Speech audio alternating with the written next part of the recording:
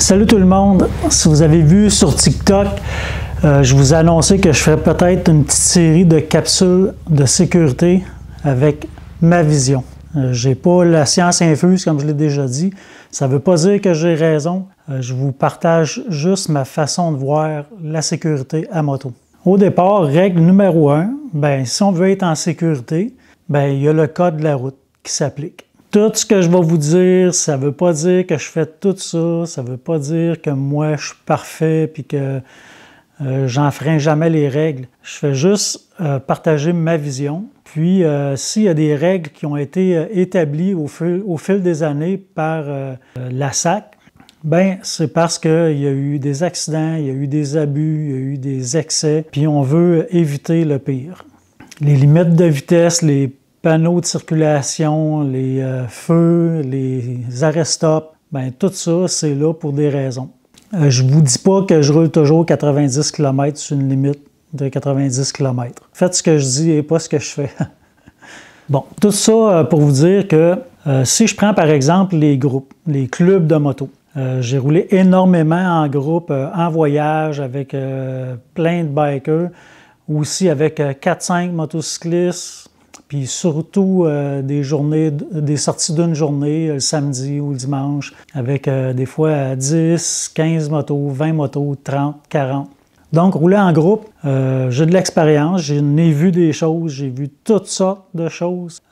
Puis c'est ça qui fait que j'en viens à me dire que le code de la route, c'est le meilleur outil pour nous maintenir en sécurité. Si on prend par exemple, là, quand on arrive à une intersection, un stop, souvent, je vois ça, on a des réflexes, là, le premier passe, puis la voie est libre, les autres, ça passe, ça ne fait pas leur arrêt-stop. Ça ne regarde pas trop non plus de chaque côté parce qu'on dirait qu'ils ont confiance au premier. Mais moi, au fil des années, j'ai vu des accidents qui sont arrivés comme ça parce que des gens qui ont décidé de faire leur stop pendant que d'autres qui arrivaient derrière, ne faisaient pas leur stop, puis ils faisaient juste regarder ailleurs pour partir, puis oups, surprise, le motocycliste en avant de moi, il est arrêté. Moi, ce que je me dis, c'est que le code de la route est là, puis quand je veux conduire ma moto, peu importe que je sois seul ou en groupe, il faut que je sois vraiment conscient de ce que j'ai à faire. S'il y a un arrêt-stop, puis que des automobilistes qui s'en viennent, je ne sais pas s'ils vont passer. Je ne prends pas pour acquis qu'à cause que le groupe passe, que je peux passer. Moi, je me sens seul dans un groupe. Donc, j'essaie d'avoir toujours un contact visuel avec les automobilistes. Puis, par courtoisie, souvent, des autos vont nous laisser passer. On arrive à un 4-stop, il y a 3 bikes qui passent, puis là, moi, je vérifie, voir si la voiture veut passer ou pas. Puis il me fait signe, vas-y. Là, j'envoie la main, puis je fais un sourire, puis je remercie. J'essaie d'envoyer une belle image du motocycliste. Je ne veux pas lancer l'image qu'on se prend pour le nombril du monde, puis que la route nous appartient. Parce que c'est pas le cas. S'il y a bien une façon de faire rager quelqu'un, c'est d'y montrer que la route m'appartient, que j'ai le droit de tout faire, que si je ne veux pas que tu passes, tu ne passeras pas. Je ne sais pas si vous êtes déjà mis en contexte, mais ceux qui m'écoutent, probablement que vous êtes motocycliste, mais sortez de ce rôle-là.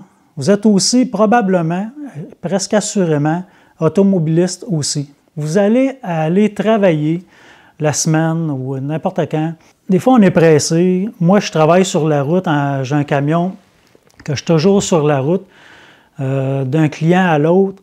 C'est sûr qu'être pris en arrière de 8-10 motos, puis de ne pas pouvoir les dépasser quand eux roulent à 90 km, puis je suis une limite de 90, puis j'aurais le goût de dépasser parce que j'ai le goût de rouler un petit peu plus vite. Je sais que je n'ai pas plus le droit, mais je veux que vous vous mettiez en contexte qu'il y a plein de gens qui vont dépasser la limite de 10-20 km/h au-dessus de la limite.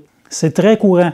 Je ne vous dis pas que c'est correct de le faire, mais l'automobiliste, le chauffeur de camion, peu importe, lui, il n'est pas dans le même minding, là, je m'en vais manger une crème à la glace.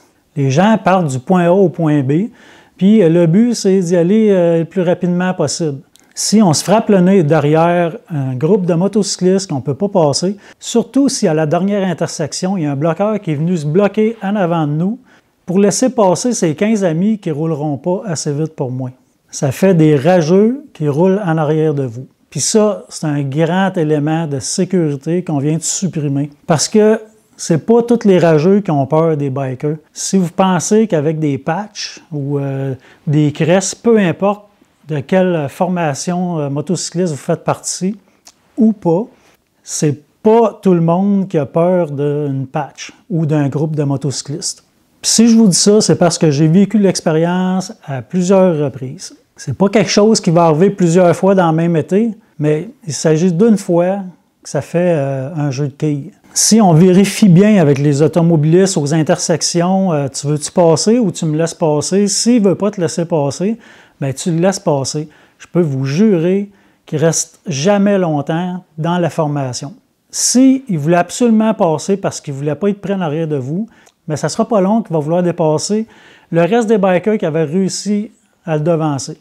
Même chose si on est sur la route, on est déjà engagé, on roule, puis il y a des véhicules qui arrivent plus vite derrière, puis qui voudraient dépasser. Puis c'est une voie qu'ils rencontrent.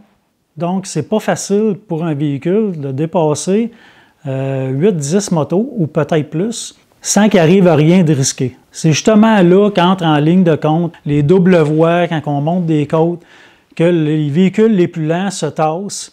Bien, c'est fait pour ça. Si tu as des véhicules en arrière de toi, c'est parce que tu es le véhicule le plus lent. Donc, c'est ton devoir de te tasser pour laisser passer les autres automobilistes. Puis si tu as peur qu'il n'y en ait pas assez long de cette voie-là pour que la voiture passe, bien, tasse-toi puis fais juste ralentir un peu pour permettre aux voitures de passer. Ensuite, s'il y avait trop de voitures puis ils n'ont pas réussi à tout passer, bien, tu mets ton clignotant puis tu entres entre les voitures, comme un zipper. C'est pas grave même si tu quittes ton groupe. C'est pas grave même si le groupe est séparé de quelques voitures. Comme je vous disais tantôt, c'est sûr que les voitures ne voudront pas rester dans le peloton, puis ils vont finir par se tasser. J'aime mieux être courtois et laisser les automobilistes s'insérer, continuer leur trajet sans les bloquer, que de créer un frustré que lui va nous mettre tout en danger. Puis si on rentre dans la section légale, tu es un club, tu es un organisateur de groupe, tu es un président, un directeur, un responsable. Tu fais signer des dérogations que les personnes te dégagent de toute responsabilité s'il arrive un accident, s'il arrive une avarie, pendant que tu fais une activité avec le club. Bien, si tu fais une raid avec le club, mais que le club te pousse à commettre des infractions, je ne suis pas convaincu que ton formulaire de renoncement est valide vraiment. Vous savez, pour ceux qui me suivent, je fais des voyages de groupe depuis longtemps. Puis je roule aussi avec des groupes de motos, des groupes comme Harley Owners Group à Sherbrooke. J'ai roulé avec des groupes qui se forment avec Facebook, avec différentes personnes qui ont toutes des façons de conduire complètement différentes, sans être mauvaises l'une comme l'autre. Mais ce que j'aime dire à mes voyageurs, c'est « fais pas tout pour absolument rester dans le groupe. Si on est sur une autoroute, qu'il y a des voitures qui rentrent par les bretelles, ralentis, laisse-la passer, elle va se tasser puis il va continuer. Donne toujours le plus de visibilité aux voitures autour de toi pour rentrer dans un trou, rentrer dans un espace, plutôt que de vouloir combler cet espace-là puis mettre l'automobiliste dans l'embarras, qu'il force à prendre une décision précipitée qui pourrait peut-être te mettre en danger. Il n'y a rien de mieux que des informations claires. Tu veux qu'une voiture passe, fais un beau signe, fais un signe de tête.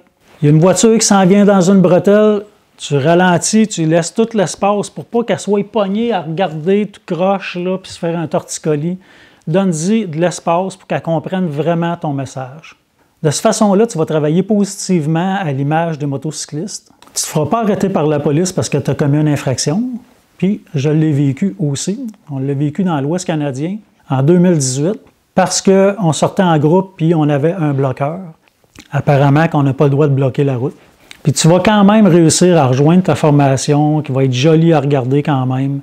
Puis tu vas finir ta journée avec tous tes membres. Les membres de ton club et les membres de ton corps. Vous n'êtes pas obligé d'être d'accord avec ce que je vous ai dit. C'est pas grave. Roulez prudemment, à votre façon. Ayez le souci de la sécurité. Tout ça pour être capable de vous voir un jour sur la route. Salut! Je vais vous en faire un autre.